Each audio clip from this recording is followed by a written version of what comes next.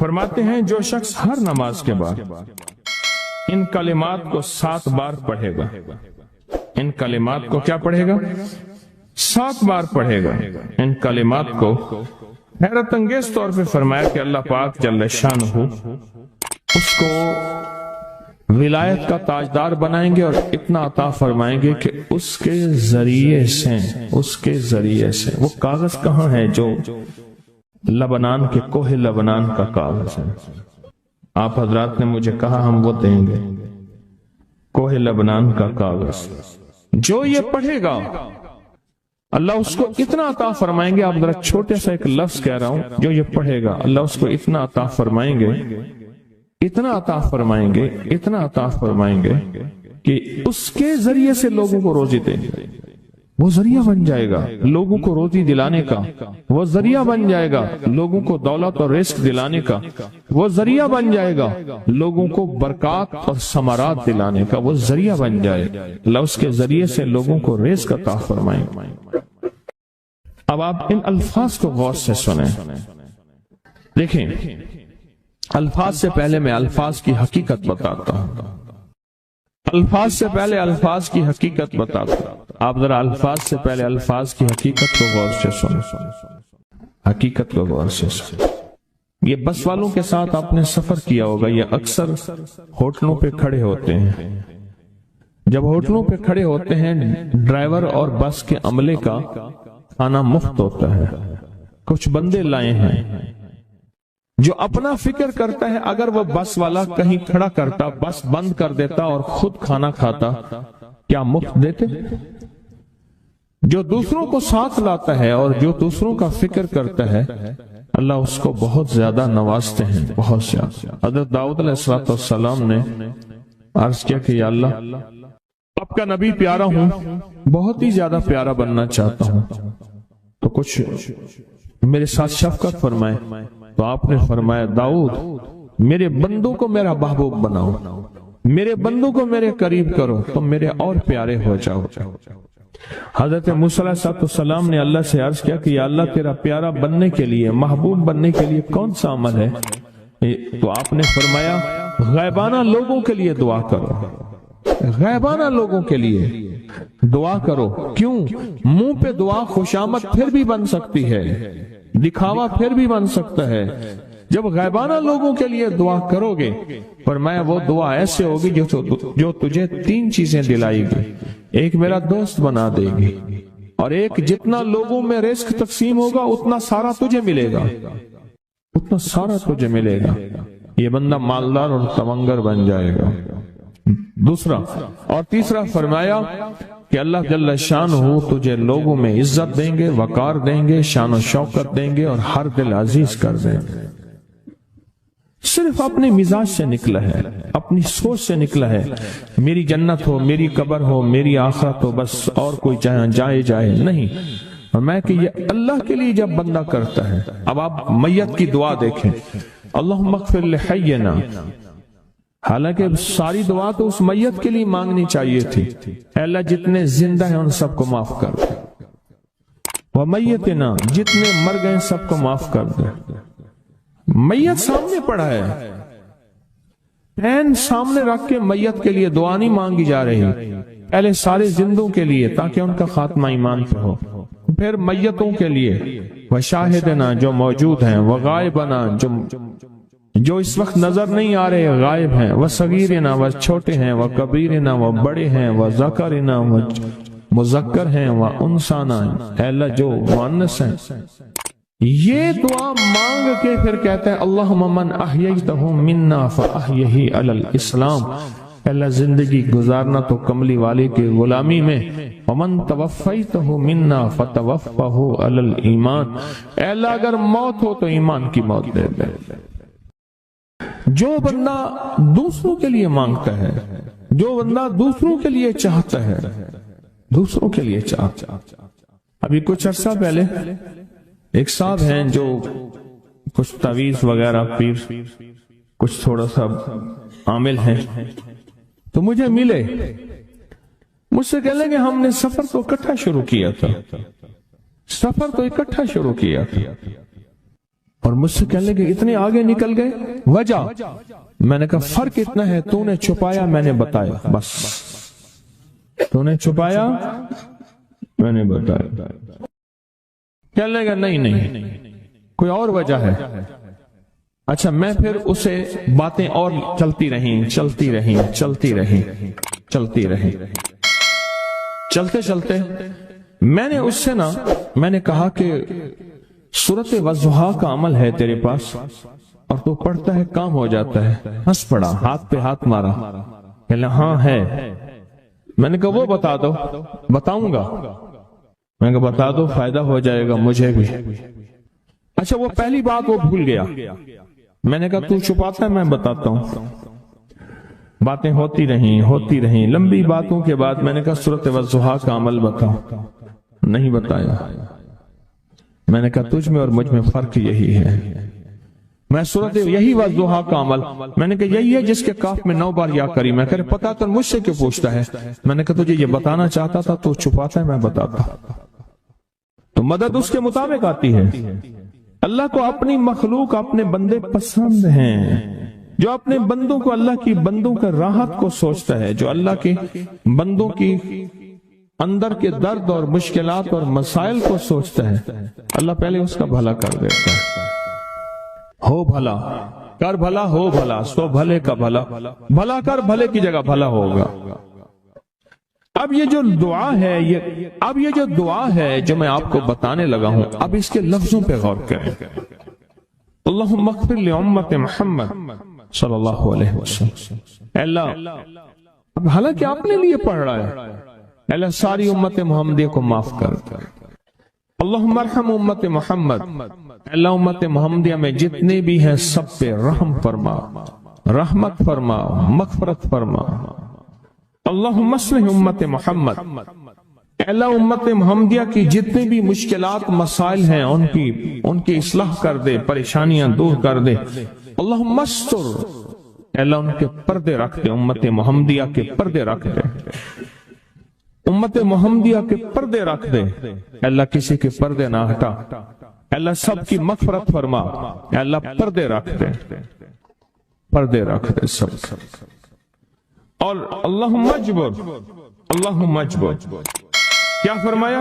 اللہ ٹوٹے دلوں کو جوڑ دے، جتنے دل ٹوٹے ہوئے ہیں اور دل آپس میں ٹوٹے ہوئے ہیں، آپس میں دل ختم ہو چکے ہیں، گھر ٹوٹنے والے ہیں، طلاقوں تک نوبت پہنچی ہے، یا دل ایسا ٹوٹا ہے کہ مانگ مانگ کے تھک گیا ہے، اللہ جتنے بھی ٹوٹے دل ہیں ان سب دلوں کو تو جوڑ دے، سب لوگوں کو۔ اللہم فرج، اے اللہ لوگوں کے لیے کشادگیاں کر دے، رزق کی کشادگی، صحت کی کشادگی، برکت کی کشادگی، رشتوں کے لیے کشادگی، کاروبار کے لیے کشادگی، زندگی کے سفر کے لیے کشادگی، اے اللہ لوگوں کے لیے کشادگی اور رحم کا معاملہ کر۔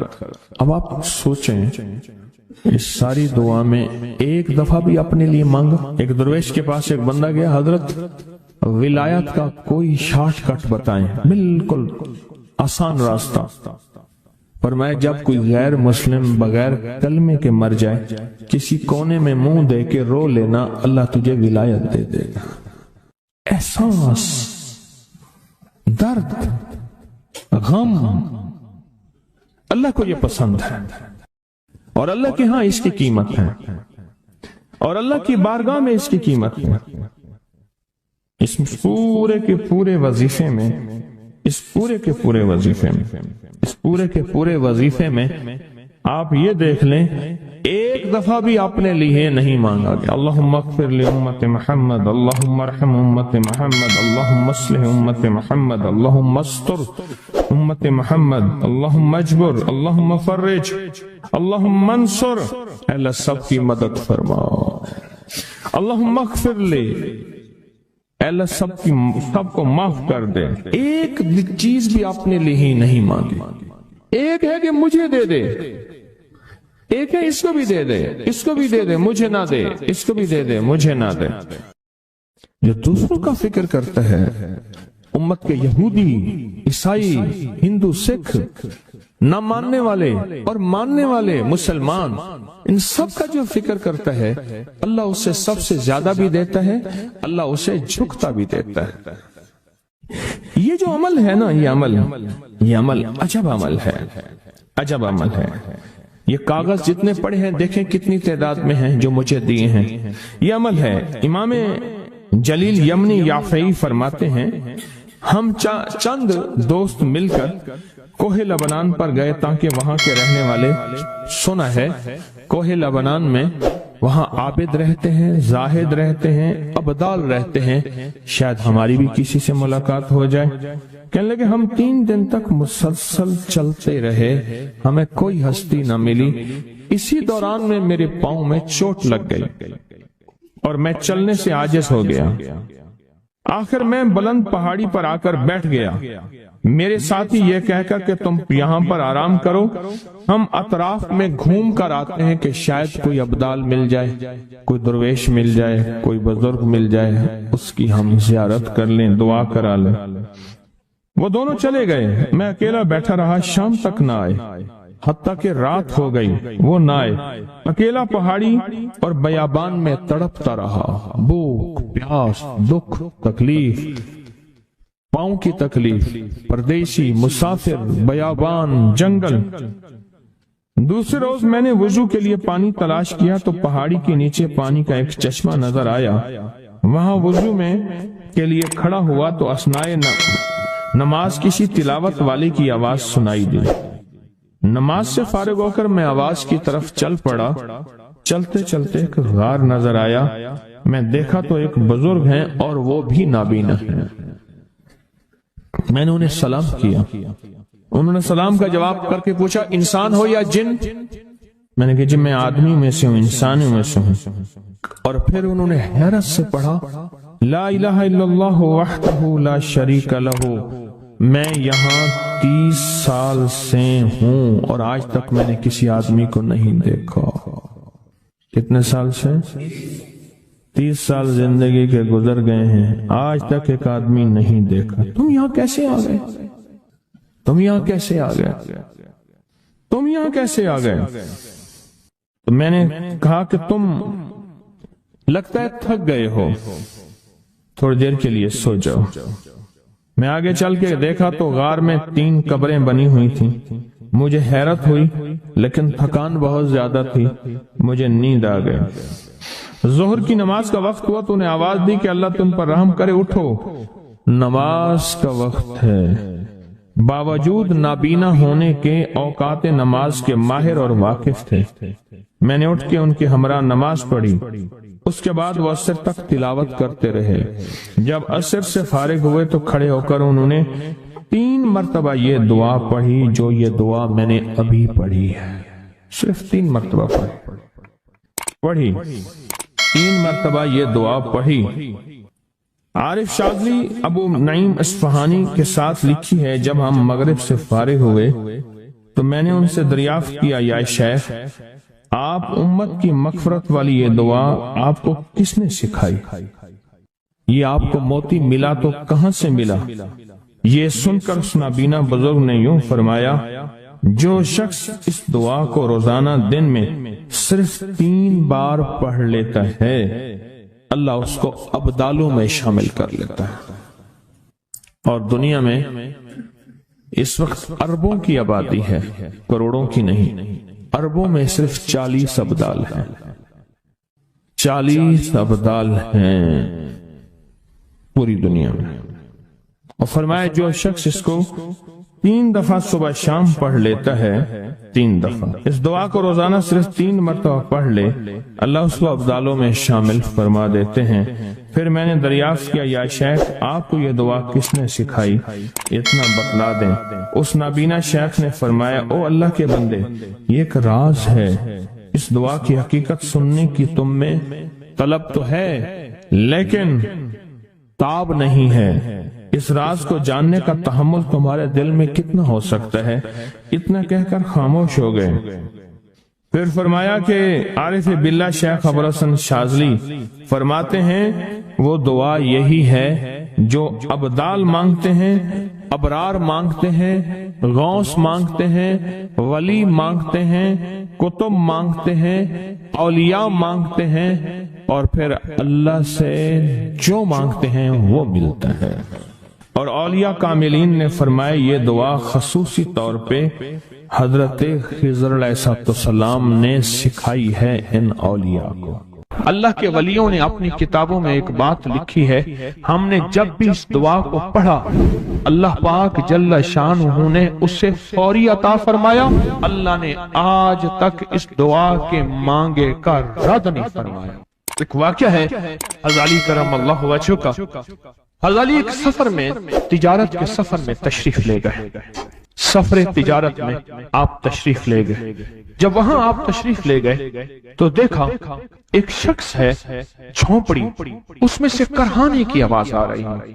आप अंदर तशरीफ ले गए तो साहिब खाना ने अंदर से आवाज दी, जो भी साहब आ रहे हैं इजाजत से आए। समझ गए अंदर मस्तूरात हैं। वो साहब बाहर तशरीफ ले आए तो पूछा क्या हुआ, करहाने की आवाज क्या है? कहा मेरी बेटी है, जंगल में लकड़ियां लेने गई, इसके ऊपर एक दरख्त गिर गया काटते काटते, और उसकी वजह से इसकी कमर टूट गई है। अब ये बिस्तर पे पड़ी है, अब ये बेचारी तकलीफों और दुखों में। आपने फरमाया कोई मसला नहीं, मैं एक अमल करता हूँ, तो ऐसा कर सिर्फ उसका कपड़ा ले आ। आपने उसके कपड़े को सामने रखा, उसको कहा इसको पकड़, और उसकी तरफ यूं उंगली की, और ये दुआ जो अब हम पढ़ने लगे हैं, बस ये दुआ पढ़ी, और सिर्फ चंद बार ही पढ़ती, अंदर आवाजें खामोश हो गई, चुप हो गई। आपने फरमाया पूछो जाके।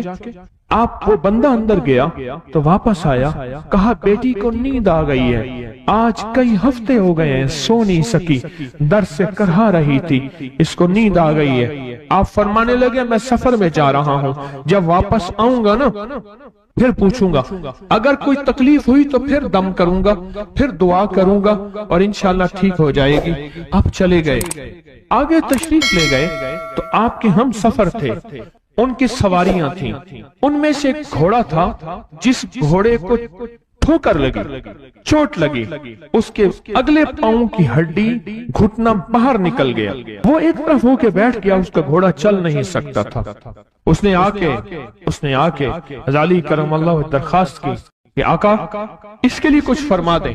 फरमाया मैं इसके लिए दुआ करता हूँ, ये ठीक हो जाएगा। और आपने दुआ पढ़ना शुरू कर दी, और फरमाया ये इसके हाथ पे, उसकी टांग पे आपने हाथ फेर दिया, जो बाजूर थी टूटी हुई, निकला हुआ घुटना था, फरमाया ठीक हो गया। और काफिले वालों ने देखा वो घोड़ा सबसे आगे था, सबसे सबक रफ्तार था और सबसे लाजवाब था। आगे एक जगह तशरीफ ले गए तो काफिले को प्यास लगी, पानी की जरूरत थी, कुआं देखा तो कुआं खुश्क था। आपने फरमाया कोई बात नहीं, ये दुआ पढ़ी और दुआ को पढ़ के अपना लुआब कुएं में डाल दिया। फरमाया कुएं में पानी का एक जोश उठा और पानी उठा और मुंडेर से बाहर निकला, लोग पीने लगे तो आपने रोक दिया। फरमाया मत पियो, कुएं का जो खड़ा काला पानी है वो निकल जाए, और फिर शफाफ पानी जब निकला फरमाया ये पानी पियो, मशकीज़े भरो, सवारियों को पिलाओ। काफिला चलता रहा, आगे तशरीफ ले गए, आगे देखा तो खाना खत्म हो गया, इतना खाना था कि अब खा लें, आइंदा कैसे खाएंगे। तो आपने फरमाया जो खाना है ले आओ। आपने खाने को रखा, ऊपर कपड़ा डाल दिया और ये दुआ पढ़नी शुरू कर दी, जो अभी हम बैठ के पढ़ेंगे, खुशकिस्मत हैं। और कपड़ा डाल के फरमाया दुआ फरमाई, ये अमल फरमाया, ये दुआ पढ़ी, और उसके बाद फरमाया देखो खा लिया। और फरमाया हमारा 17 दिन का सफर था, उस 17 दिन में हमने खाया, लोगों को खिलाया, जहां लोग आते थे उनको बिठाते थे, दस्तरखान हमारा था चंद अफराद का, फिर सैकड़ों लोगों ने खाया। 17 दिन के सफर में थोड़ी सी कमी भी ना हुई। जब घर लौटे तो वही का वही हमारा खजाना, खाना वही सारा तोशा मौजूद था। आगे तशरीफ ले गए तो एक तिजारत में एक देखा तो एक बंदा है ठीकरियों पे ठीकरियां मार रहा है। आप उसकी तरफ तशरीफ ले गए, आपने उसको जाके देखा, लगता है कि तू पुराना जुआरी है। उसने कहा जुआ खेलता था, सब कुछ हार बैठा हूँ, हर चीज जिंदगी खत्म हो गई है, आपने फरमाया अच्छा ऐसा कर तौबा की नियत कर ले, अल्लाह से तौबा कर ले, और फिर मैं तेरे लिए दुआ भी करता हूँ, अमल भी करता हूँ। तो ऐसा कर, पत्थर पे पत्थर मार, तेरा हर पत्थर सोने का बनता जाएगा।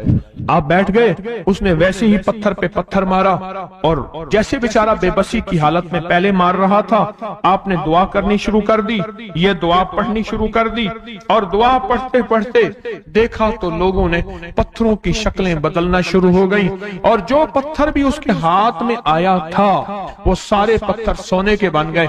आपने सारा सोना उसको दिया, चल पड़े। सफर में आगे जाते जाते देखा कि एक शख्स है, उसके साथ एक बच्चा है, एक बूढ़ी औरत है, एक बूढ़ा गधा है, और वो सारे पैदल चल रहे हैं, गधे को सवारी को साथ लिए हुए। तो आपने पूछा क्या हुआ? उन्होंने कहा एक सांप है जो इस गधे के पे मुसल्लत है, वो सामने बैठा है, वो नीचे नहीं उतर रहा। हमने मारने की कोशिश की है, उसकी फुंकार से असा जल जाता है, और जला हुआ असा दिखाया, डंडा जला हुआ दिखाया कि फुंकार से डंडा जल जाता है। वो मुसल्लत है गधे पे, हम पैदल चल रहे हैं, मंजिल पे है, सांप मुसल्लत है, इसका कोई हल नहीं। आपने फरमाया इस गधे को इस झाड़ी से, इस दरख्त से बांध दो, और बांध के आप किबला रुख हुए और ये दुआ पढ़नी शुरू कर दी, और फरमाया फिर दूसरे रुख हुए और ये दुआ पढ़नी शुरू कर दी, और तीसरे रुख हुए, और दुआ पढ़ने के बाद आपने उस सांप पे फूंक मारा, सांप चोटी बन के छलांग लगाई और गायब हो गया। तो उन्होंने पूछा आका ये क्या था? फरमाया ये तुम्हारे ऊपर एक दुश्मन जिन मुसल्लत था जो के तुम्हारी जानों और इज्जतों का लुटेरा था। आखिरकार आपके गुलाम ने आपसे पूछा आका अगर आप ये दुआ हमें सिखा दें, चश्मे फैज से गरेक इशारा हो जाए, चश्मे फैज से गरेक इशारा हो जाए, लुत्फ हो आपका और काम हमारा हो जाए। आए बिस्मिल्लाह करके इस दुआ को पहले सुनते हैं। या वहाब हबली मिन नेमत दुनिया वल आखिरह इन्नका अंतल वहाब। अल्लाह के वलियों ने अपनी किताबों में एक बात लिखी है, हमने जब भी इस दुआ को पढ़ा अल्लाह पाक जल्ल शानहू ने उससे फौरी अता फरमाया, वरना उसकी निस्बत अता फरमाई, और वरना चंद लम्हों में अता फरमाया, वरना चंद दिनों में। अल्लाह ने आज तक इस दुआ के मांगे का रद्द नहीं फरमाया। मेरी एक दरखास्त है, सूरत इखलास 2 तस्बीह जिंदगी का मामूल बना लें, इसको तो कभी ना छोड़ें। क्या ख्याल है? 2 तस्बीह जिंदगी का मामूल बना लें, इसको कभी ना छोड़ें। उसका फायदा क्या होगा? उसके अनोखा फायदा होगा। अल्लाह पाक ना नूर की बरकत से, अमाल की बरकत से नस्लों में नूर और खैर अता फरमाते हैं। फिर नस्लों में वह नूर चलता है, नस्लों में वह बरकतें चलती हैं। बाज़ों का दूसरी नस्ल में, बाज़ों का तीसरी नस्ल में, और बाज़ों का उसी नस्ल में। अर्ज कर रहा था कि अपनी जिंदगी में इस नूर की रोशनी को साथ लेकर चले। 2 तस्बीह सूरत इखलास की तो जिंदगी में न छोड़े। सफर में जा रहे, हजर में जा रहे, सही जा रहे, पैदल चलते पढ़ लें, गाड़ी चलाते पढ़ लें, गाड़ी में बैठे पढ़ लें, कहीं दफ्तर में बैठ के पढ़ लें, मजबूरन वुजू नहीं तो भी पढ़ लें, पर छोड़े नहीं। क्यों? आपकी जिंदगी में इसका नूर नस्लों में मुंतकिल होगा, और इसका नूर नस्लों में जाएगा, और नस्लों में रिज़्क, दौलत, इज्जत के अल्लाह दरवाजे खोल के दिखाएगा। ऐसा नूर मिलेगा आप सोच नहीं सकते, ऐसा नूर मिलेगा। कौन सा मुसलमान है जो कहता है मुझे सूरत कुल वल्लाह, सूरत इखलास नहीं आती? हर बंदे को आती है। अगर कोई कमजोर इल्म रखने वाला है तो थोड़ी सी मेहनत करे, याद करे, तो उसको याद हो सकता है, उसको याद हो सकता है। एक मैं आपको अजीब बात बताऊं, शेख अबुल हसन शाज़ली रहमतुल्लाह अलैह, शाज़ली सिलसिला, कि जब तो अल्लाह से खालिस मोहब्बत करना चाहता है और चाहता है कि अल्लाह उसके हबीब की खालिस मोहब्बत तेरे दिल में उतर जाए, अल्लाह उसके हबीब की खालिस मोहब्बत तेरे दिल में उतर जाए, और क़यामत के दिन जब ऐलान हो वमताजुल यौम अय्युहल मुजरिमून, मुजरिम इलादा हो जाएं, हमारे दोस्त इलादा हो जाएं, वली इलादा हो जाएं, बदकार इलादा हो जाएं, تو اس وقت تو اللہ کے دوستوں کی لسٹ میں ہو تو ایک عمل کر لے. فرماتے ہیں وہ عمل ہے کہ سورۃ اخلاص کو اپنے دل کی دنیا میں جگہ دے دے. اللہ اکبر. شیخ ابو الحسن شاذلی رحمۃ اللہ علیہ فرماتے ہیں اور فرمایا جو سورۃ اخلاص پڑھے گا وہ حالت ایمان سے دنیا سے رخصت ہوگا. حالت ایمان دنیا میں سے رخصت ہوگا اور ایمان کی آخری کیفیت میں رخصت ہوگا. اور ایک اللہ کے ولی نے اپنا مشاہدہ بیان کیا. میرے پاس لوگ آئے رزق کی تنگی میں مبتلا تھے. میرے پاس لوگ آئے بدحال ہو چکے تھے. میرے پاس ایسے لوگ آئے جن کی تنخواہیں بچتی نہیں تھیں.